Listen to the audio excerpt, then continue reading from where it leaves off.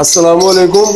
अजकल चलता पे बरसात का मौसम तो हबस काफ़ी ज़्यादा है तो कोशिश करो कि तुहाडे बर्ड्स रूम के एयर वेंटिलेशन क्रॉस वेंटिलेशन बहुत अच्छी होनी चाहिए है। इस वक्त बर्ड्स खुराक के नाल खास तौर पर एयर वेंटिलेशन का बहुत सारा ख्याल रखना।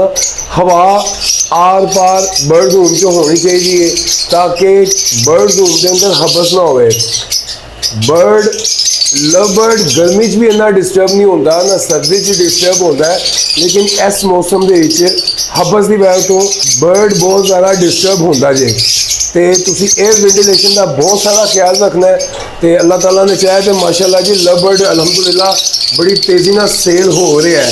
रेट अगर ऊपर नहीं गया तो इंशाल्लाह ताला जैसे जैसे डिमांड बढ़ती जाएगी रेट भी इंशाल्लाह ताला ठीक होते जाएंगे। तो अपना तो अपने बर्ड का बहुत सारा ख्याल रखना। लव बर्ड जिंदाबाद, अल्बाइनो जिंदाबाद।